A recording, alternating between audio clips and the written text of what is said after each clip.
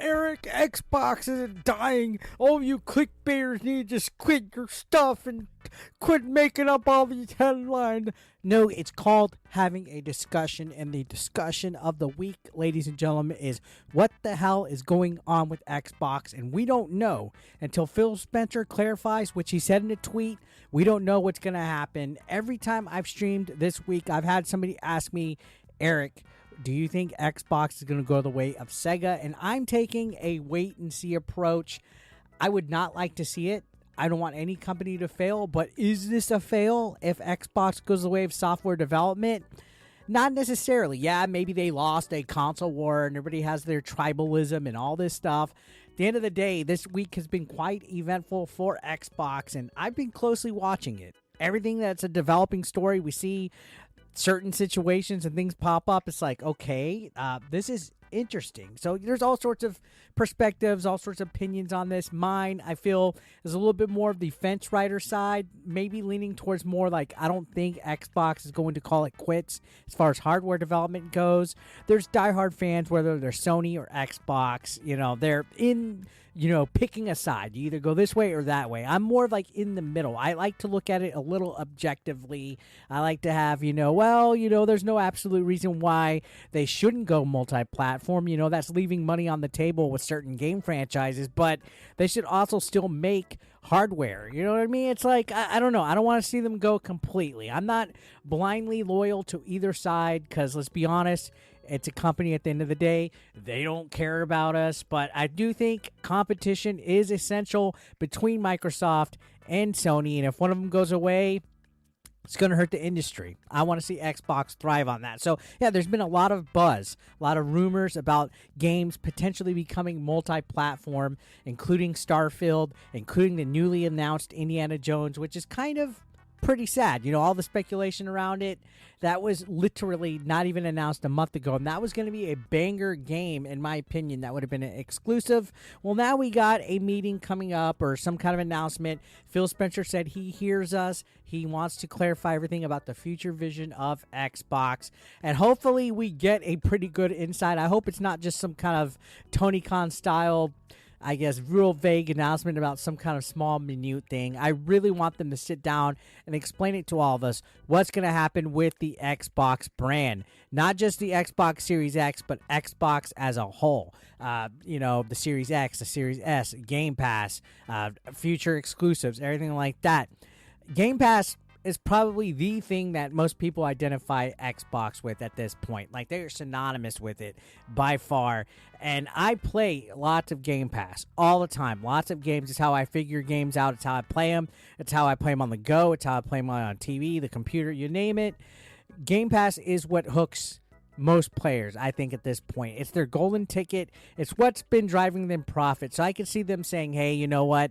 Let's stick with the Game Pass Anywhere aspect, the whole cloud ecosystem. But I don't know. A lot of people feel games on Game Pass at times feel rushed, or they feel like they're meh or mid. Lots of times we see these game previews that are like games in early access, like Grounded and Power World, you name that. I think it's a good little incentive. If you play Game Pass, you get access to a game that's not completely out yet. It's kind of cool. Steam has early access games and games that aren't complete. Why can't Game Pass, right?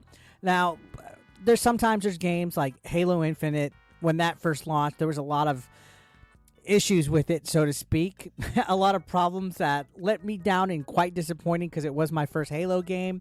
Now it since then has been patched up. It's had a lot of updates. It's been doing pretty good, but this seems to be kind of like a little issue. A lot of games kind of have like a rocky start when they first come out on Game Pass, and I think it's cool. This whole day one on Game Pass aspect that they had with most of their first party games, I enjoyed it. Sure, Halo had a problem, but it was still pretty good. So the question has always been, is Game Pass turning a profit? Is it still good for the company as it is for people that are subscribed to it? They've invested a lot of money in Game Pass, especially with those day one releases, to the point where Sony even said they would never do anything like that because they don't see it as viable. I think it's great for gamers. I think it's a fantastic thing. It's almost like a modern day blockbuster. You enter the thing, you look at Game Pass, you look at the catalog, you download a game or you stream it and you get to test it out.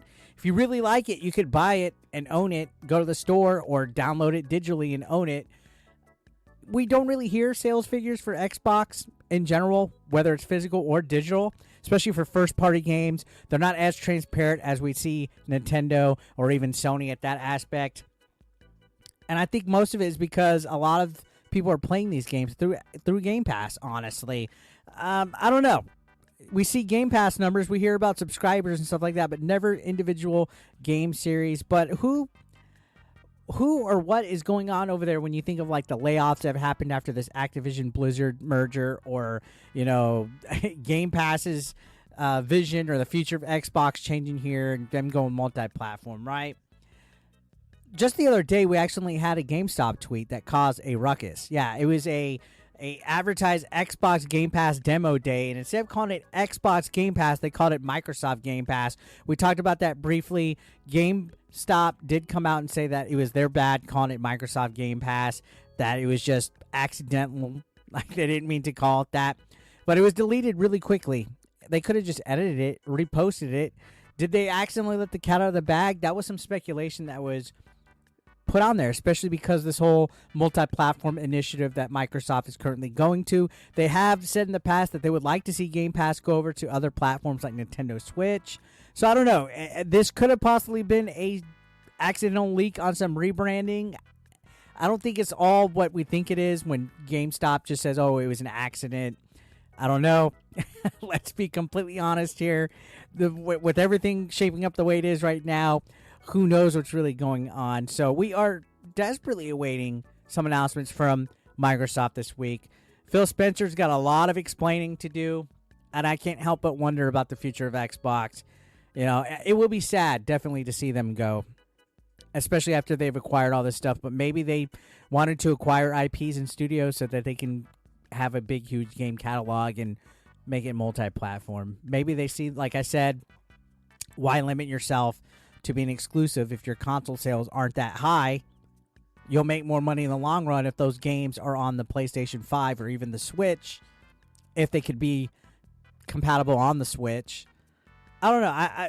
It's kind of the whole idea of going multi-platform at this stage, even though it seems like not long ago they were determined to make Xbox Series X a success.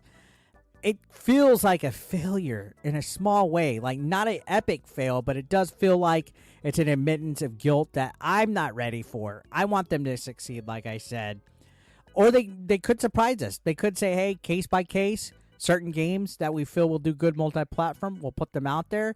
Certain games we're going to keep on Xbox, and we're doubling down. We're keeping the Xbox Series X. We're going to add this new capability. Game Pass is going to be its own separate entity away from our hardware division. I don't know. Either way, this is uncharted territory. The gaming industry as itself, the landscape is evolving, and it's all going to change when Phil Spencer makes his announcement about the future of the Xbox vision.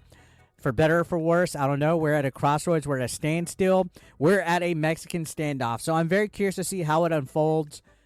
I just need to know, what do you guys think about all this? Do you think they're going to go the way of Sega, software development only, multi-platform initiative? Or do you think they're going to do a little bit of both, like some kind of weird hybrid model? I'd love for you guys to share your thoughts in the comments down below.